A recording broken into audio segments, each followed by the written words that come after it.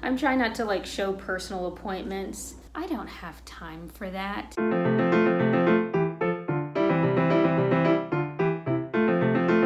I think we're always considering ways to make ourselves more productive, more organized, more efficient. A key way of doing that is to have an organizer. A lot of people don't know if they want to use a certain format or another, and for me, I feel like I finally figured out what works best for me. I want to talk about this, and please know that this is a very personal decision. Everybody's unique and thinks and organizes themselves differently, but I'd love to share what works for me, and hopefully it will help you make a decision on what works best for you. All right, so this is my paper planner.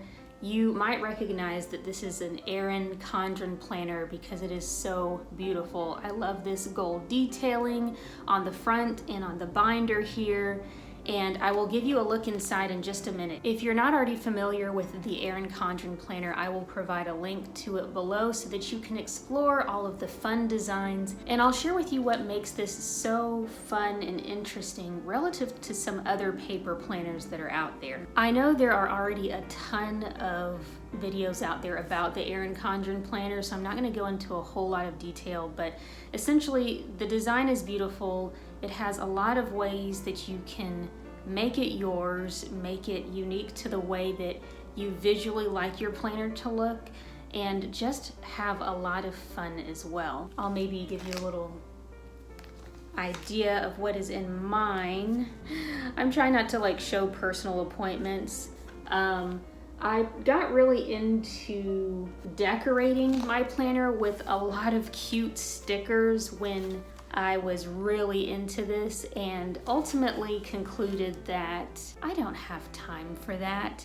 It is so much fun. It is an almost therapeutic exercise being able to go in and do fun things with colors and stickers, but when it comes to the day-to-day of I just need to know what I need to do when I need to do it, there are so many benefits to something different than this. If you're someone who wants to use a paper planner, I don't want to discourage you from doing that if you don't have the time. There are some ways to do the very bare minimum, very logical and very simple ways of organizing your time. But for me, it was just way too tempting to want to do all the fun, cutesy things that you can do with these planners. To me, it's just one of those funny things where you're supposed to be planning your time to be more efficient, and yet you're spending, or you could say wasting time planning your time. But you're having fun, so I'm not saying that it's a waste. All right, I'm gonna get to the point and just tell you that for the purpose of my life, there is nothing like having a digital planner. While paper planners are wonderful, something this size would not fit in my purse. I carry a very small purse, and I would like a planner that I would always have with me. This is not it. I could carry a really teeny tiny pocket planner, but that won't give me the space that I need. And it just takes longer for me to write things down than it does to digitally type them in. With a digital planner, you have so much versatility. The digital way that I organize my time is with my iPhone's calendar app. So if you have an iPhone, you know what I'm talking about, or if you have an Android, you know that there's a similar application for that. And this makes planning so versatile in terms of being able to type things up quickly.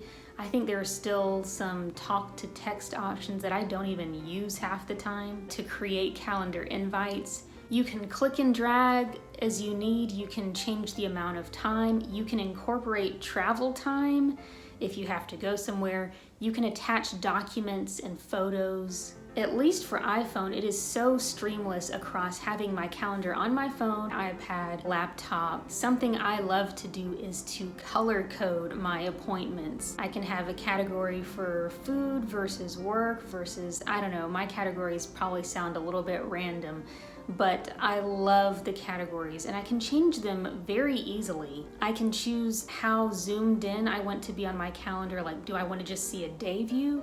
Do I want to see the entire week, month, or year? And I can remove the distraction of what I don't want to see very quickly and easily. I can set alarms and reminders. I can invite individuals to my calendar event. And let's be real, I, like many people, probably type faster than I write at this point. It's just so efficient. I could go on and on. And this is actually very similar to the way that I think about books. Like, I love the novelty of a paperback book and flipping through the pages and smelling that and the texture of the pages. But nowadays I really resort to audiobooks a lot of time to be able to easily consume the data and the information on my ride to or from work. The paperbacks are a wonderful treat that I like to indulge in when I do have the time. But for the purpose of getting things done quickly, audiobooks are my go-to. The same applies for planners.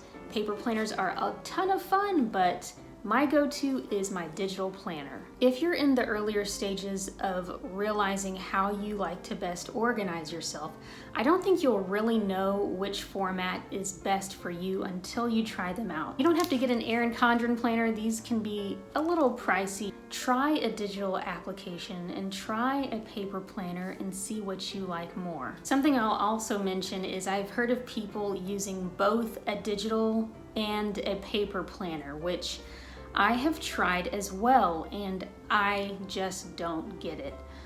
Why would I not want to have everything in one place? To each his own, and I think a lot of people really love having a planner that serves one purpose for a paper format and a digital planner for other things. Like, some people want to have all their grocery lists in one thing, but they want to have all their work and other appointments in their digital planner. So for me, I just like to have it all in one place. It makes me feel like I'm never gonna miss anything. That actually brings up yet another reason why I like the digital planner. The fact that you can actually have multiple planners that you can select to show or be hidden. So you can have a work calendar, or you could switch that off to only see your home calendar and turn it on and off at your will. I will share one piece of advice with you that might help you in making your decision. I'm the kind of person who details out every 30 minutes of my calendar. That includes work like my day job, as well as personal things like getting groceries and running errands. I even include things like sleep, which might seem like overkill, but when you think about the fact that you are supposed to budget your money, right? We're all familiar with that concept. A lot of times we're less familiar with the concept of budgeting time. We might have heard it before, but we don't do it in practice as frequently. And so why don't we do this? Time is a finite thing. We can't just create more time out of thin air. So we can be very intentional with our time by having a time that we would go to sleep and to wake up, and then seeing how many hours in our day we have to be productive. Now, this can mean scheduling time to relax, time to do nothing. In fact, if I didn't schedule that time, I'm pretty sure I would just try to keep doing more and more productive things and eventually burn out. My calendar definitely helps me to not overdo it. If I have some chore I have to do for the day, I'll spend just 15 or 30 minutes on it and then I am done. So keep that in mind for how you can use a digital planner to accomplish that. You can use that with a planner as well, but it's going to be trickier to move things around in those very small increments. I can do a much better job of getting to that level of detail with my digital planner. My digital planner includes things like what I'm eating for lunch and what I'm making for dinner. What kinds of exercises do I have for the week? All of those things that help me to have a clear and productive week. And that time that I get to free up, that mental capacity of what do I need to do next and where do I need to be, I get to be relieved of that so that I can focus my energy on other things. Don't think that any of this has to be rigid. That's the beauty of a digital planner. If I say we're having dinner at 7 p.m. and something comes up and we have to eat earlier or later, it's just a simple click and drag. I mean, I know that I could do this in my planner. I could have a little sticky note for it, but it's just not as efficient. And you'll see that as you go and explore this more. It's this domino effect of if I've planned out what we're having for dinner and I've already decided that a week ahead of schedule, I know what groceries I wanted to have, I've made that list already. I've already put in an order for it because you know I'm doing curbside right now. I'll stop right there before I get any more passionate about the details of planning, because this video is really about the different formats that you can use to plan and organize. But if you enjoyed this video and you'd like to see more like it, please give it a thumbs up and comment below to let me know what your favorite way to organize your life is today.